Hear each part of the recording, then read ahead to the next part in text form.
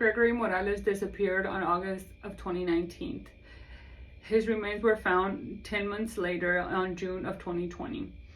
Even though his case is still considered an open case, his mother says that there is more to the story than what the military is giving her. This is the story of soldier Gregory Morales. Welcome to another episode of More Than Just a Story. My name is Diana Valdez, and today we have a very special guest, Kim Wedel. Thank you for accepting my invite to this podcast. Today we're going to talk about your son, Gregory Scott Wedel Morales. Let's start from, how was his childhood? Spent most of his childhood right here in this house. He was the oldest of three boys and always into something. He was not always the leader, but he instigated the neighbors into doing things. He grew up here. He lived with, of course, myself, his dad, and his grandma lived here with us, and his two little brothers. He played baseball, football. He was just always busy doing something. He loved motorcycles as he got older, and big trucks, and he was a redneck cowboy kind of guy. He worked for a place called Go Bob, which was like pipe equipment or farming equipment. So he thought he had to have a big truck so he could go and haul all that stuff. And so he was always fixing things, swapping and selling. It was just a normal life. I mean, he just grew up, his friends playing ball, and went to school. He graduated in 2014, I think, and that's a long time ago now. But just a small school. Everybody knew everybody. Did he tell you he wanted to join the military right out of high school, or when did he start showing interest in joining the military? And like I said, his dad was in the military, his uncles, his granddad, everybody. I mean, we're a military family, so it was always a discussion. He worked for about a year after high school before he decided to join. And so he went to Fort Leonard Wood for basic, and he stayed there for AIT, and then he went to Korea for a year, and when he came back, he went to Fort Hood. And that's when everything started falling apart, I guess. Tell me, how was his experience at Fort Hood? I didn't talk about it a lot. When he did call, it was, he was talking about his motorcycles and his trucks, and always needing more money because he wanted to buy more stuff. He had met his wife there, and after they got married, it was even less conversation. I really didn't get to talk to him unless she was present. But he had married her. She had two little girls. And Greg, he kind of had a white knight complex, I guess. He always wanted to help people and always trying to figure out what he could do to make everybody else's life better. He would tease me all the time about being that kind of person, but he was just like that. And so he was down there. He was always trying to help people. He would go out of his way to do stuff for people. And I don't know if that's, I don't know. That's all I can say is I don't know what caused him to get mixed up with people he got mixed up with. Some he got mixed up with very good people. They took care of him for me. And apparently he got mixed up with some people who didn't. To you, some troubles that he was having while he was in Fort Hood? He would call and ask for money every once in a while because they needed money for a bill or something. But he didn't really talk about anything until he came back from Kuwait. And his wife was calling me telling me that Greg wouldn't give her money, that they were separated, and he was mad at me for sending her money. And I was like, I don't know the situation. I'm just trying to help. And that's when he told me they were getting divorced, that she was, I don't remember if he actually said she was cheating, but that she had gotten back with her youngest daughter's father while he was gone. And she had a very two-sided life going on. She would call me and ask me for things and tell me she needed things and Greg needed things or the girls needed things. And then she would turn around and complain about me getting her kids things on some base, neighborhood website or some Facebook page or something. So I never knew where I stood with anything. They did come back and visit before he went to Kuwait. Spent a few days here, and then they went to Oklahoma City to visit with some of her family, I guess. And that's basically the last time I saw him. How long had he been in the military at this point? 3 years.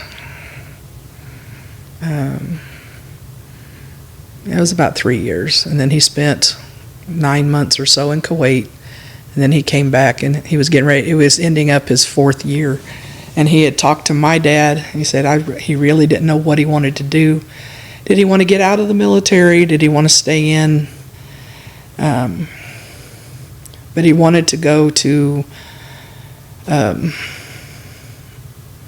somewhere in Louisiana and learn to work on the oil rigs or windmills or something. He didn't know which. And so he wanted to use his GI Bill and go to school so he could make enough money to fund his very expensive habits of trucks and motorcycles. And so he had a plan. He had set it up. And that's one of the first red flags, though, that he was telling me he wanted to get a divorce and he had nowhere to live. He couldn't go back to the house. He couldn't stay in the barracks. And so I called his NCO and said that can you check on him? There's a problem. He's saying he has nowhere to live. And he goes, no, he can come back to the barracks. And it was shortly after that is when he disappeared. They contacted you, or how long he had been disappeared by the time Fort Hood contacted you? Well, actually, he had called me on August 19th to ask if I could help him get a car. Or no, he was asking for gas money. He had called me the week before to see if he could get a car. And I said, well, I don't just have a car sitting here you can have, but we'll see what we can figure out. And I did call him back and say, well, I've got something worked out. I can help you get this one if it will help. And he said, no, don't worry about it. I already bought one. I said, well, great. He goes, but can I have some gas money? So I think I sent him $20 or $25, which he took out. So he got the money out. And then that next day, the Monday after I had talked to him, is when his NCO called and said, have you seen or heard from him? I said, yeah, well, I talked to him this weekend. He goes, well, he didn't show up today. He was supposed to come in and start his discharge paperwork and the things to go around, or he needed to go around and sign everything and get everything in place so he could basically use up his leave and get out of the military. And I was like, well, I'll call around and see if I can find him. He maybe he's just asleep somewhere. He is not a morning person. And I never could get a hold of him. I left lots of messages, got nothing back. And that's when they called and said, well, they've marked him AWOL. They, guys like do this all the time. I said, they told me, you'd be surprised how many people on the day they're supposed to get out of the military, they just take off. And I said, and that's why I was like, I would be extremely surprised that anybody did that, because that makes no sense. You're getting ready to get out and get everything that you have coming for you, to you. Why would you just walk off and leave that? And so, days went on. They would call every once in a while. They sent some people from the local area to see if he was hiding out here at the house. Eventually I got a couple ransom requests, and so the FBI showed up, and they were scams, which I already knew because I could tell they had photoshopped his head on somebody else's body. And one of them, he was in this huge mansion, and I was like, well, if I was kidnapped and being held here, I'd probably stay too. And I was like, that's not him. That's his face, but that's not him. And so that eventually faded away.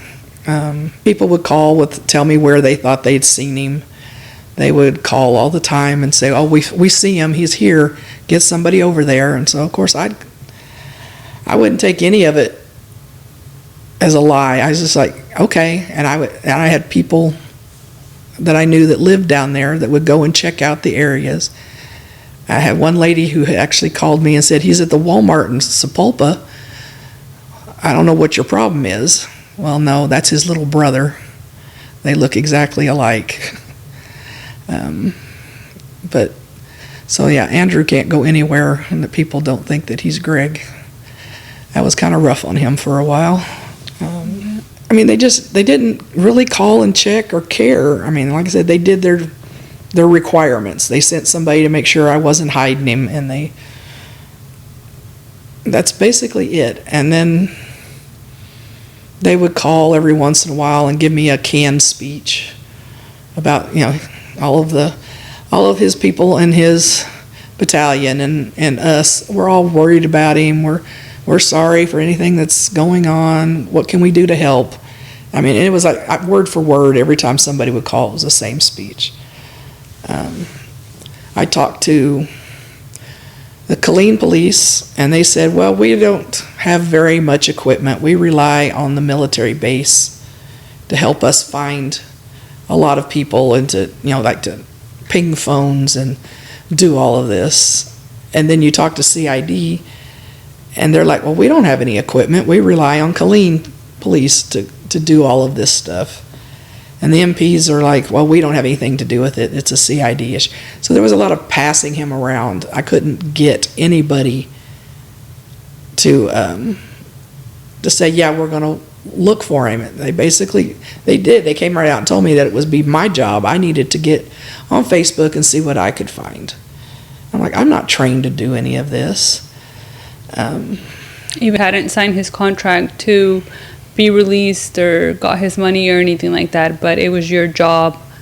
I did it to the best of my ability. I mean, I didn't sleep. I was up all night following anything I could get, and people would send me crazy things.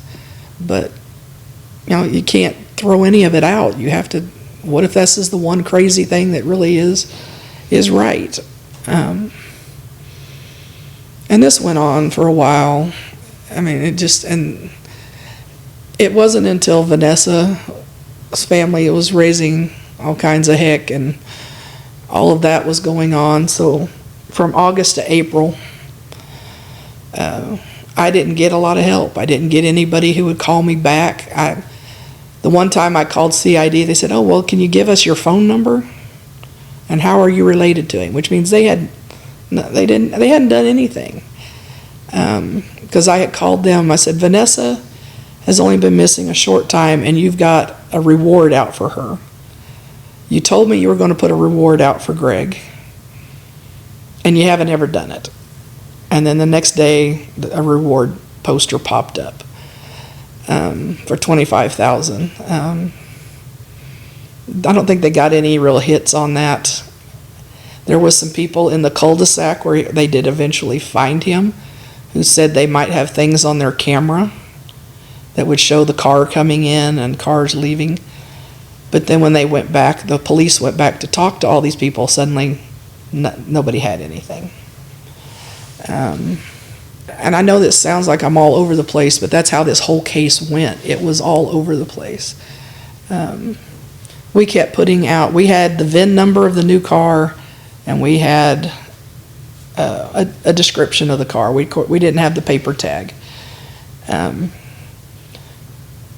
my daughter-in-law at the time, Destiny, went on Carfax and actually found the car. And it was in Dallas at an auction. So this car we find out later his car was in the cul-de-sac where he had been found. It was towed, and then it was basically cleaned out, everything thrown away in it, so it could go to auction. It was detailed out. So either the military or the police never put out any information about looking for this car, so that if somebody towed it, they could have called and said, we found the car. So every bit of evidence that might have been in there was just gone. I don't know where his things went. I had a gentleman call me laying out his, and now I look back, he was laying out his alibi to me. I don't even know who he is, know nothing about this guy. But basically he had told me that he was moving out of his house and Greg was staying there. So Greg had to leave his house. And so everything Greg owned was in this car. And it's just gone. And we called the police, and this, I don't even remember when, in March or April, and I said, we found the car, it's in Dallas at this auction. And they said, oh yeah, we know, we've known where it was at since January. Nobody bothered to call and tell me you found his car, and nobody thought to look in the neighborhood where the car was found, which is where he was. And if you see the neighborhood where he was found, it's on a kind of a wooded area back behind the houses. So if he was killed in that neighborhood and killed right there, somebody should have heard something or seen something or even noticed him laying out there in this field from a window upstairs. And of course nobody ever turned anything in or anything. Nobody knew anything. And then while all the search was going on for Vanessa, they upped the rewards to $50,000, and they got a call that day about Greg being, and they told him exactly where he was. There was no one being anonymous. There was, they never would, of course they didn't tell me the name of the person who called, but it was, they knew exactly where he was. But he had been there for 10 months. And of course you have animals and you have the weather, and so there wasn't a lot left of him. And so they had to, I remember that day they called me and I was driving over to get my hair done, and they asked me to pull over somewhere and told me that they had found a body of a male. They couldn't tell me it was definitely him, but they felt pretty strongly about it, and they were going to do dental records. To have no information, to suddenly here he is, he's partially buried in this field. His clothing is scattered all over the place. His bones are all over the place. And to find out later that the police who went and investigated and found him, it was the oddest thing to find later that they weren't really trained in it, in finding or recovering bodies. But it turns out that there's a certain amount of people, of groups all over Texas that are trained in that, and for some reason every single one of them was out somewhere. I was like, you have that many murders in Texas that, I think, for some reason the number 13, there was 13, including one that was there at Baylor and someplace else. They were all busy. They couldn't come. So the police who were there did the best they could, and they knew they didn't have everything.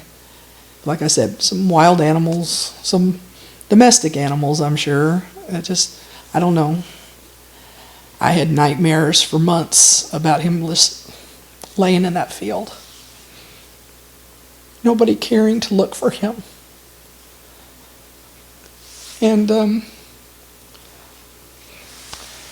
as strange as it is, this lady, Melissa Ainsley, had contacted me and told me she's a medium down there. And like I said, I'm kind of a skeptic, but she had some interesting information, and she actually told me about some things that the police should have found that were there with him, that he was telling her he had, like somebody's ring, and to tell everybody that her thing was him and Vanessa were working together to try to fix some of the stuff going on at Fort Hood. I have the story somewhere on my phone, but it was that he was like, I don't have the kind of face that people will go and look for me. She does. And he's right. Vanessa's the one everybody rallied around. Everybody wanted to find Vanessa. Nobody wanted to find Greg. They just wrote him off. And I don't know if he was killed because of something he did, something he knew, something he didn't do. I'm sure he got mixed up with something somewhere. But he still deserved the respect. They should have looked for him. And to find him just right off base, I mean, he wasn't even a mile from the base in a field. And they just never looked. There's so many red flags with this that they didn't even care about. You know, for a guy who's getting out to disappear, you didn't look for him. Bought a new car, find it in a cul-de-sac. Don't follow up on that. Was the vehicle under his name? It was under his name, but it was a different social security number. So he had, and that's what I'm saying, I know he's got mixed up in something because his social security number wasn't his. Being threatened by somebody? There's a couple different stories. I mean, he was in a motorcycle club that was associated with Hell's Angels as far as I could research. But when I called and asked him about it, he's like, oh no, that's not it. That's not it at all. I said, well, you look like you kind of been beat up and you're looking kind of rough in this picture I'm looking at. And I don't know what's going on, but I just want to make sure you're okay and you're safe. And he's like, yeah, I'm fine. His oldest stepdaughter apparently went with him to someplace, a tattoo shop. And I've been given some names that I don't really want to put out there because I don't want anybody else to get hurt. But it's, you know, the guy grabbed his jacket, threw it on the ground, said he didn't deserve it. Talked, I guess she overheard him just really talking terribly to Greg. Enough that she felt threatened, and if she hadn't been there, I don't know, maybe he would have been killed that day. But since she was there, they let him go. But I don't know that anybody's ever went back and talked to her, although I'm sure it's traumatic for her. I think there's people who know things who are afraid to come forward. And I had a gentleman called me. He knew a lot of information, or appeared to have a lot of information. But I could also tell he was somebody who wasn't on his meds right now. He had a lot of crazy going on with the story. But there was also a lot of pieces of the story in there that made sense. And so I called and gave his name to Detective Blendon with Killeen Police. And he was just like, you can't call the police. I've tried to call, they ignore me, they won't listen to me because they think I'm crazy. And I'm like, crazy or not, he may still have information you need. I would really like for you to go talk to him. You're going to have to find him because he's afraid to tell you where he's at because he thinks people are going to kill him. Whether they've talked to him to this day, I don't know. And Detective Blendon, back and forth between Greg's case and not being on Greg's case. There was a Detective Mueller who took over from Detective Blendon, and then he left and she took back over. So Greg his case has just kind of been forgotten. There is a new detective working with Detective Mueller, who's now back. Brian, can't think of his last name, but they say they have information they're working on, they're following leads. It's still an open case, so they can't talk about it. All that. I've been hearing this for 5 years now. I mean, it's, at some point, somebody needs to make a decision to do something. If you have information, follow up on it. If you don't, then don't, but quit leaving us all in limbo. There are so many people that just kind of get a brush off down there. And I look at the ones who get answers that are still not really answers. I know that they say they wrapped up Vanessa's case, they know who did it and what all happened. I don't know that that's all of it. That seems like an awful lot of stuff to have happened for just 2 people to have done it. And it's the same with just everybody else. I guess military people are a target of some kind, because they, they'll sell them anything because they know they can garnish their wages and get paid for it. It's not like somebody's going to jump with a car, but I don't know what happened to him. I don't know what he got into, and I'm not sure I want to know everything he got into. But knowing my son, he got pulled into something, and I'm going to lay out there that I think his wife got him involved in some things with some people. And when he threatened to get a divorce and her not have anything anymore, I think she had something to do with it, or she knows who does.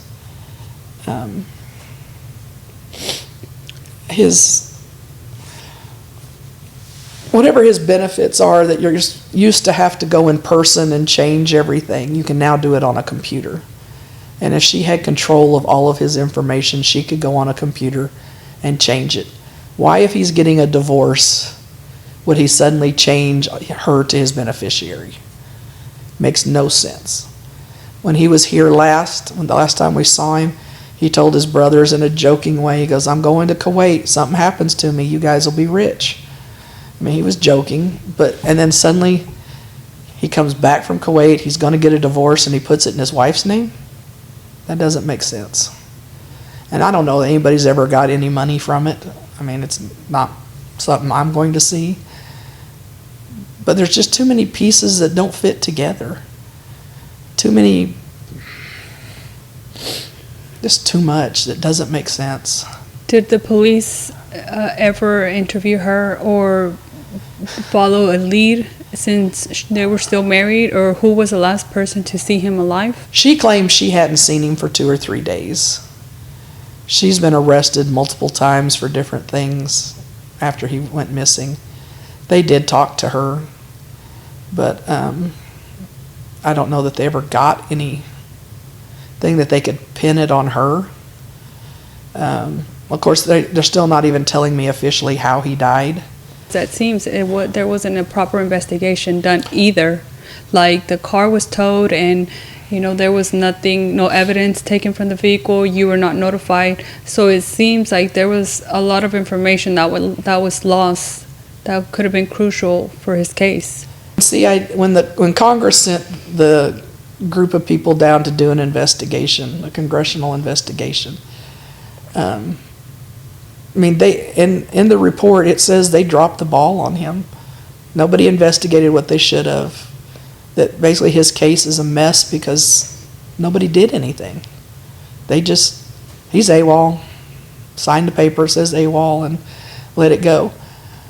And when they found him, I had asked, I said, "So are you going to, what is your job to do now?" Well, unless we can prove that he died on the day he disappeared, he's AWOL and we're not going to do anything. I was like, how do you go back and prove somebody died 10 months after on that same day? And I happened to, I was on Nancy Grace, And she had a gentleman on there that said, there's no way, they can't do that. Because you can't go back 10 months and prove somebody died 10 months ago. Unless you've got a video of him running around town doing stuff after that date, they'll never be able to prove that.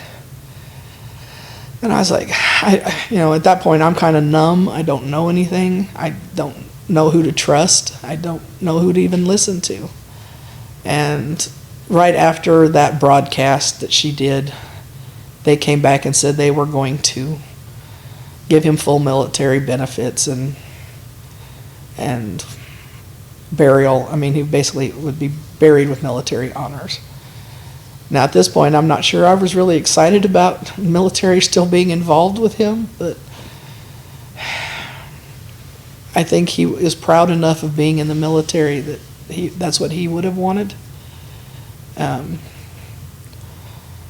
They had to get permission from his wife for him to come to Oklahoma. She showed up here. She was a mess. Not a grieving mess. She was high. She was a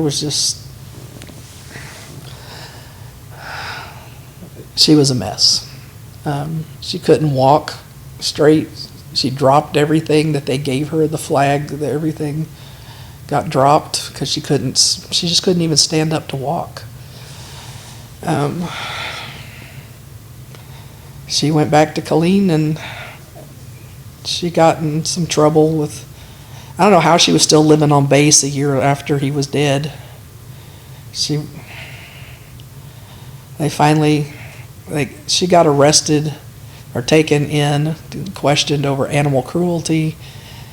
She called me at one point and asked me to come down there and get the girls because I guess down there it's CPS, whatever the equivalent of Child Protective Services in Texas is, was going to come get them, and she didn't want them to go to her mom.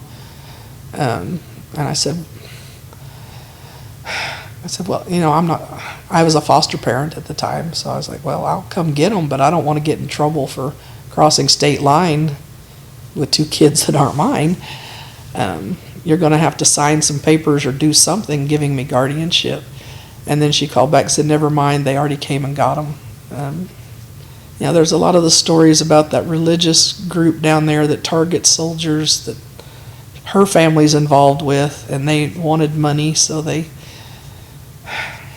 maybe they killed him so that the church could have the money, because if he was going to divorce her, she wouldn't get anything. And then I just don't know. I don't know what happened, why nobody else cared. Did any of his superiors show up to the funeral? His captain, she would barely even talk to me when I called her the one time to ask her. I said, why did you deny? His NCO came to you and said he was concerned. Why would you deny him restricting him to base? Well, he's a grown man. He can do what he wants. What were they concerned about? I think they were just concerned in general about whether he would show up or not, unfortunately. But the NCO had been out to the house several times trying to intervene between him and his wife. She would call him all the time saying Greg wouldn't take care of the kids, wouldn't take care of her, wouldn't give them any money. Greg I don't know if he had advanced on his checks so much, he wasn't even getting checks anymore. I don't know the whole story behind it.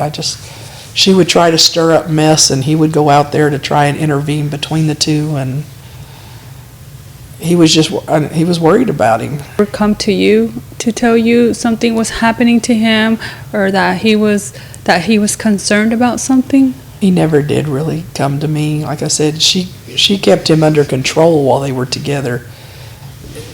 He wasn't allowed to speak to me unless she was present. Every time I'd try and call him when I knew he wasn't with her, all I could get was voicemail. But he never. The only thing he did tell me was that he wanted a divorce and he was trying to figure out a way to afford a lawyer so he could get it done. And that's pretty much the last actual voice conversation I had with him. Everything else was a text message after that. And that was right before he disappeared. there's too many gaps, too many, like I said, too many pieces of this puzzle that don't go together. I'm not even sure they're all the same puzzle. I think they're like somebody dumped 5 puzzles in one box and you're supposed to try and figure this all out. And I'm being told that they have some new evidence, that they're going to try and do something. The DA, the assistant DA, has to make a decision. Okay, well, that's been over a year now. Make a decision. I mean, it's time to do something. I realize he's not the most prominent case on the news right now. He's not the one that's going to get you the votes, I guess, to stay as a DA. But, help a family out. Help us figure this out. Serving his country. I care. I mean, it's like, when I met with Vanessa's family and we were just sitting around talking, it's like, at this point, all I would just like is an apology from somebody that says, we screwed up, we're sorry, we know we messed up. Can't get that from anybody. They're never going to admit that they messed up. It's just sad that somebody can serve their country and be cared about so little by the people they worked with. I mean, so if he wasn't the world's greatest soldier, he wasn't perfect. He was, basically he was a 20-something-year-old kid who was trying to figure it out. But they just didn't care. And everything about this case was messed up from the beginning. They found his remains. Did you travel to Killeen to pick up his remains? Did you have to get DNA tests? Police up here did them. We did not travel down to Killeen. They brought him up here after a few weeks, but at no point did they ever tell us that they didn't. I mean, you have so many bones in your body that the medical examiner should have been able to say, we don't have all of him. So what they shipped up here and we buried was not all of him. People would go out to visit the memorial site, and they would find pieces of my son. And they would call the police back out there, and they would come pick him up. A lady who runs the Fort Hood Fallen webpage or Facebook page, she had gone out there on Father's Day that year and had found parts of him. And she took them up to the police station, and they basically told her she was trespassing and she couldn't go over there anymore. But they ended up calling Crystal Fields, who has the K-9 group down in they were down helping with the flood victims. And she came up, and I think they found 42 or 44 more bones. Three times. You had already buried some of his remains. They continued to find more remains after. Yeah. The strange thing is, once she found the parts that she found, my nightmares stopped. I had different nightmares, but the nightmare of him laying in that field stopped after they came in and found the rest of him. What kind of nightmares were you having now? Now it's just him being alone, nobody caring that he's gone. He's got a lot of friends down there who he bonded with, and they keep trying to still help figure stuff out, but their lives move on. They're just more flashes, I guess, of what life would be like now if he is still here. I mean, I miss out on his entire life. I mean, he's 20-something years old, and what could he have possibly done to deserve any of this? I mean, somebody thought he deserved to die for whatever it was, and they just took him from us.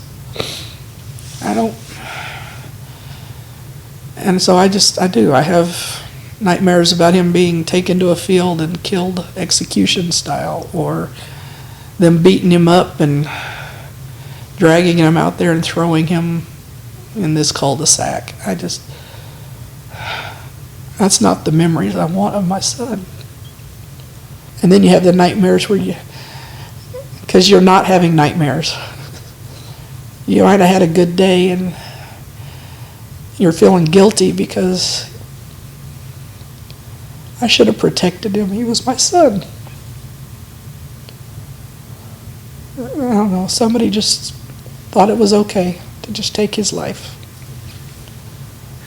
Do you think he was murdered where he was found? I don't know that area well enough. I don't know if that's an area that hears gunshots a lot. I'm assuming he was shot or beat up and left for dead. But I would think that if he was killed right there, somebody in that neighborhood would have had to have heard or noticed something. I think he was probably killed somewhere and dumped there. There's a bunch of pictures on Facebook of people he ran around with that are in that field. So it's obviously someplace that they go, or I don't know what they did there. It's not like it was a party place, but I don't know. Every time I start to think about what it was, I just end up with more questions, and I end up mad because nobody else seems to have these questions. Why don't they care? Because other than Gregory, there was more. Other than him and Vanessa, there were more soldiers missing also. Oh, yes. Like I said, Brandon Rosecrans was killed over a Jeep and thrown out the side of the Jeep. These two people stole it. Enrique at the lake, the young man who apparently walked 20 miles to hang himself. None of it makes sense. There's like 22 murders up until that time. I mean, there's a list of how many people from that base over the years have just written off as suicides, but they're not. I mean, if you're truly going to kill yourself, you're not going to walk 20 miles, stop at an ATM, and hang yourself. Yeah. You're not going to go out to the lake and cut your head off. You're not going to get in cars with people. It's just, I know it's a big base but it's a big base full of security. Exactly. It's full of people trained to help people, and yet nobody seems to want to get involved and help people. The commanders, they don't care. They just get promoted on out or retire. And that seems to be everybody who gets in trouble there and gets caught. Suddenly they retire and they still get all their benefits and they get to just go home. My son didn't get that. He didn't get to go to school and do what he wanted. What would Gregory tell you that he wanted to do after he got out? He wanted to go work on the giant windmills. He wanted to go work on our oil rigs. He wanted to go to school. He wanted to go to school down in Galveston. That was his favorite place to be. And go to the tech down there and be trained on how to work on this stuff. He wanted to move to New Orleans or Louisiana. We're in Louisiana, and work on all this stuff. And I don't know if he was just making up places he wanted to go, but he had dreams and goals. He had dreams and goals, so it wasn't. And he had told people what it is he wanted to do, so there was no point in him just going AWOL. There was no point. As a mother, for you to have closure, what would you want to happen right now? What what is something that you can say, nothing is going to bring Gregory back, but it's still an open case. He was missing for almost 10 months. I don't know that there's anything that can bring closure to anybody. It would just be nice to have the answers. It would be nice to find out why they thought, who did it and why. I would like to know why. Why did they think it was okay for them to continue living and my son not? What had my son done? What was he involved in that he didn't deserve to continue to live? And they did. That's the closure I need. I need to know why. And I need to know who. And I may never get either one of those. I'm hoping if there really is information that's out there that the DA has, that the DA will eventually get off their butt and do something. They shouldn't just be sitting around.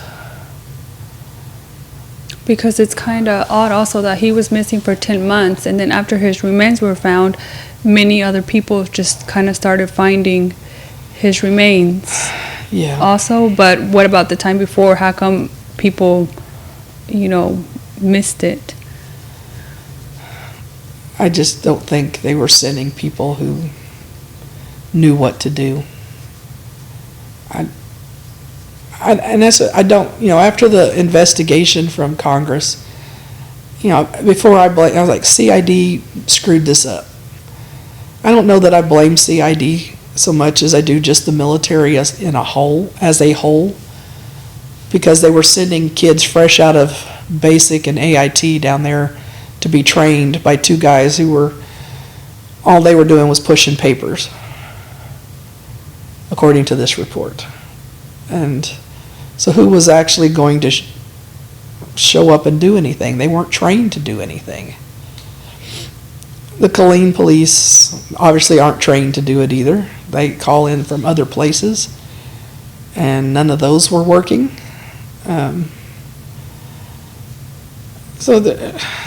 There's no telling what information was missed, what could have been planted, what could have been, after they found out that the police came out and gathered up what remains they did, maybe somebody else showed up and did something else. I don't know. It's a mess, and I don't think they can I don't know that there's any way they can fix it. I don't know that they can figure it out. Unless somebody just comes forward and says this is what happened. Or they actually take that gentleman that came forward that was on medication. Yeah, like I said, I understand that the man has some issues. But there was some things in there that really made sense, and I hope they talked to him and they listened. Did the military pay for his funeral? They did. He was buried at Fort Gibson, where his uncle and his grandfather and his dad. His grandfather's not there yet. But his dad and his uncle are there. And, they did finally come forward and take care of it. They got him up here. He came in. They flew him in, and that was a very hard day. But being Vanessa overshadowed him. And they were smart enough to get a lawyer on their side and to be public. I don't begrudge them anything they did or they got, because they could do all of that.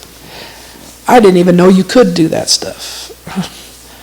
I called their lawyer to ask her if she could help. I didn't ever get a response back. I contacted a couple people who were former JAG people. And they're like, you can't sue the military. You can't sue the military. I'm just like, but there's got to be something. There's got to be something that can be done. And that's when they did call me and say, well, because of Greg's situation, we've now changed the policy on when people go AWOL. Well, that's great. But by the time they're already AWOL, it's maybe too late. You need to figure out how you're going to help people before they go AWOL, before they end up murdered behind the barracks or in their room or not allowed to get medical attention There was another young man from Oklahoma here who died after PT because they wouldn't let him get medical attention. Other people found in their barracks because nobody checked on them even though they knew they weren't well. I mean, what happened to the whole battle buddy thing where you make sure your buddy's okay? I just think the military's kind of fallen apart as far as taking care of their soldiers. I know there's no words, anybody can tell to a grieving mother. How has your life changed and the dynamic of the family since Gregory has passed? All you want to do is have people remember him. And your family and friends, they don't want to hurt you, so they don't bring him up. But it hurts more to not bring him up and I still want to talk about him. I still want people to remember him. So people tend to walk on eggshells around you. And I've had several people in my family who have lost children. And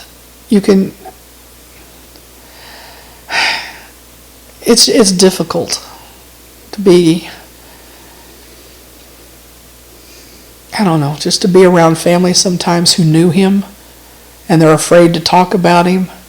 And I have some family they have no problem. They will talk about him like he's still around. But others struggle because they don't know what to say and they don't know what to do. And it's always with you. I mean, I can look at pictures of my son, but that's all I have.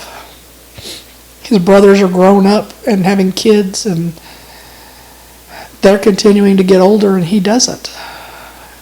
You just miss him. Miss what could have been. And I miss out on everything he brought to our family. His sense of humor, his goofiness. It's just gone. How do you want people to remember Greg? I want them to just remember him as a good kid. Whatever happened down in Killeen, that wasn't him. Sure, he got in trouble. What kid didn't? But just remember the goofiness, how bad he was at sports, but he loved to play them. It's like the fun stuff. I mean, the people he was closest with, I don't even see them anymore. They don't come around. They don't talk. And they've moved on. They've grown up. They've started families of their own. So I just want them to remember that he was a good kid who tried to make everybody laugh. And he would go 100 miles out of his way to help you if you called. 3 o'clock in the morning, if you called him, he would be gone to go help you. Not sure that was always the truth. He might have been meeting girls, but he just whatever he needed to do to make sure that people were okay, he did. I just need them to remember that's being that kind of guy doesn't lead you to what happened to him. That's why I need to know what happened. I need people to remember him for who he was. You would also like for people to come forward if they see this podcast, if they know something, to come forward or speak to the police. Absolutely. I mean, there's still a reward out there for information. Get your $50,000.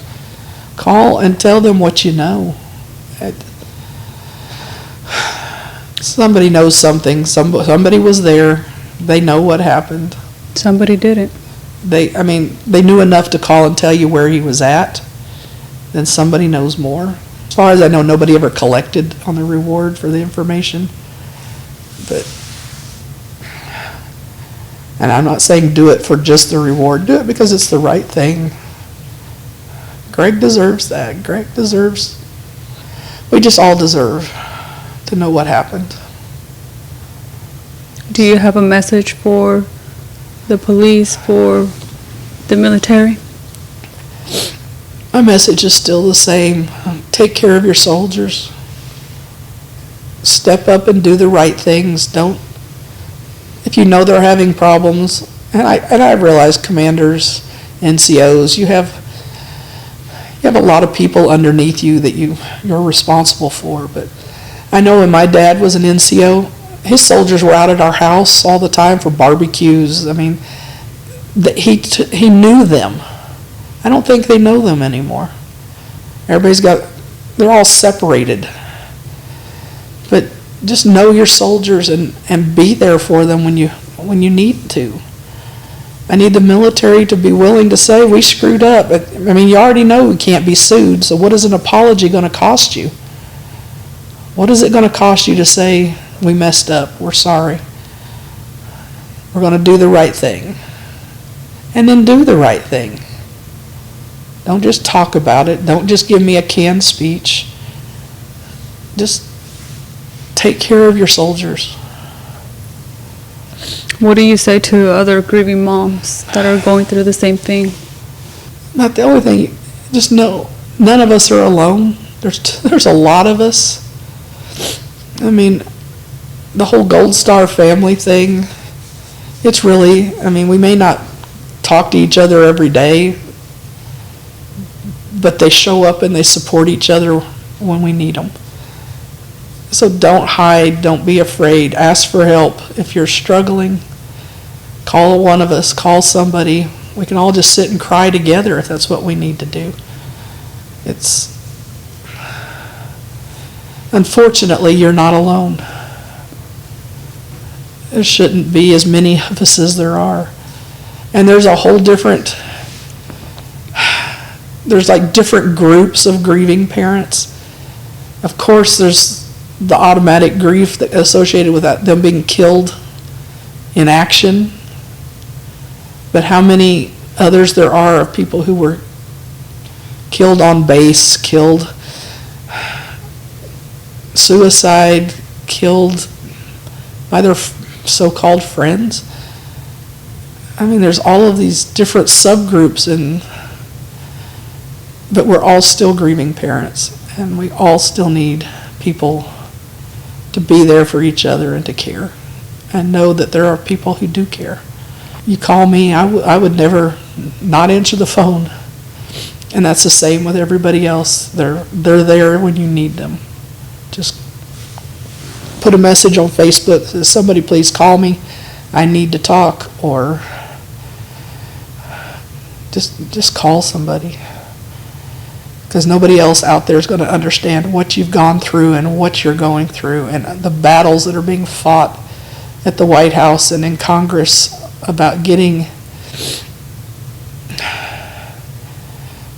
justice, getting things corrected. Brandon Cansarda, he got a bill passed. They've got the Vanessa bill. I mean, there's people out there fighting for the right things. Just don't take it all on your own shoulders. Ask for help. Do you think there will be changes? That's a tough question. I think there's always going to be talk about changes, and there will be token changes, but I don't ultimately think massive change is going to ever happen within the military. I just don't think it'll ever happen. They're not willing to admit they made the mistakes, and if they can't admit they make mistakes, they can't correct what's wrong.